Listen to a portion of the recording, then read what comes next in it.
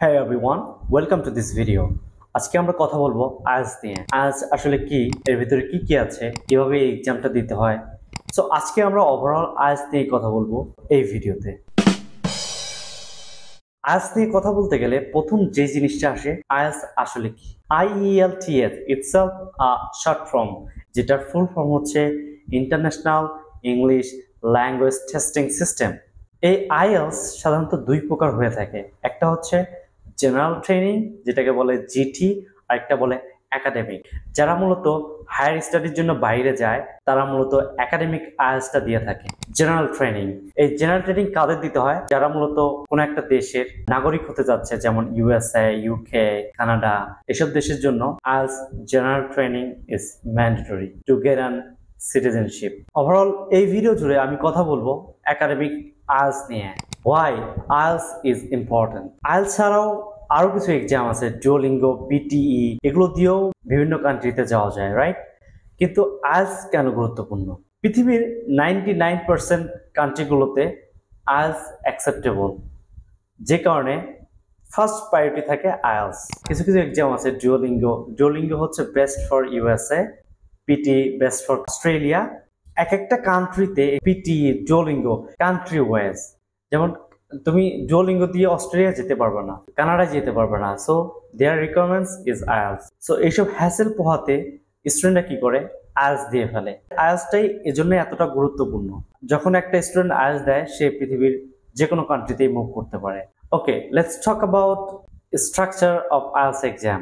IELTS এক্সামটা মূলত 4টা স্কিলের উপরে হয়: রিডিং, রাইটিং, স্পিকিং, লিসেনিং। এই টোটাল 4টা পার্টে আইএলটিএস এক্সাম হয়। Let's talk about listening skill first. Listening স্কিলে টোটাল তোমাকে 40টা কোশ্চেন দেওয়া হবে। এই কোশ্চেনগুলো অ্যান্সার তোমাকে করতে হবে উইথ 4 অডিওস। ওকে, 4টা অডিও তোমাকে দেওয়া হবে, ওই 4টা অডিও তোমাকে শুনতে হবে। ওই কোশ্চেনগুলো অ্যান্সার তোমাকে ওই 4টা অডিও থেকে সর্ট আউট করতে হবে।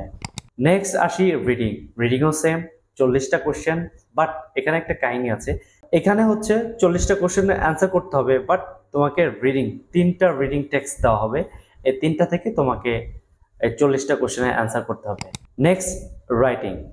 রাইটিং এর টোটাল তোমাকে 2টা টাস্ক দেওয়া হবে, একটা 150 ওয়ার্ডের মধ্যে লিখতে হবে, আরেকটা হচ্ছে 250 ওয়ার্ডের মধ্যে লিখতে হবে। এবার আসি স্পিকিং। এই স্পিকিং পার্টটায় ম্যাক্সিমাম বাংলাদেশি স্টুডেন্টরা ধরা খায়। কেন ধরা খায়? তাদের আসলে পর্যাপ্ত পরিমাণ প্র্যাকটিস থাকে না স্পোকেনে।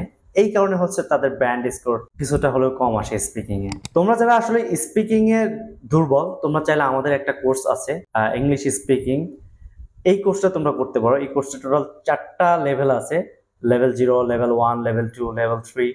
এই 4টা লেভেল কেউ যখন করবে, তার ইংলিশে আর কোনো ল্যাক থাকবে না।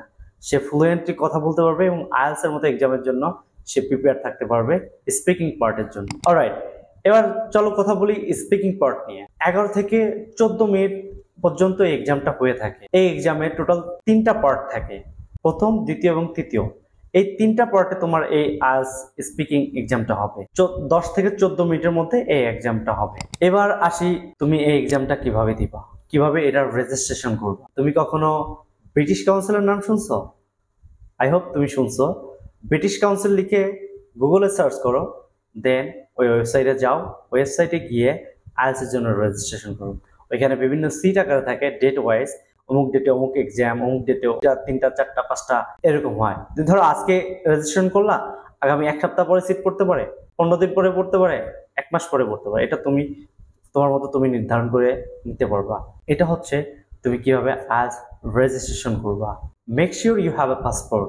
অ্যান্ড দ্য ফাইনাল টিপ, অনেকেই তোমাকে বলবে আইএলটিএস শুরু করার আগে, হেই, অনেক মানুষের দেখছি ওরা যাইতে পারে নাই, ওরা বাইরে পড়তে যাইতে পারে নাই, অনেক কিছু বলবে, তো তুমি পারবা না, আইএলটিএস করতে তুমি পারবা না, এরকম অনেক নানান ধরনের কথা বলবে। এদের থেকে দূরে থাকো, কারণ এরা তোমাকে ডিমোটিভেট করবে।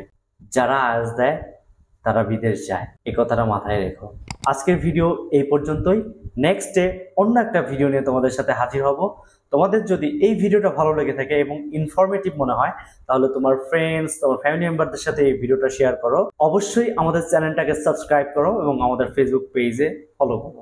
আরো নতুন ভিডিও পাবা আইএলটিএস নিয়ে। এবং তোমাদের যদি কোনো কোশ্চেন থাকে আমাদের কমেন্ট সেকশনে লিখতে পারো, অথবা কোন টপিকে ভিডিও চাও, নেক্সট ভিডিওটা, সেটা সেটার টপিকটা আমাদের কমেন্টে লিখো। সো আজকে বিদায় নিচ্ছি, আমি আলামিন। আল্লাহ হাফেজ।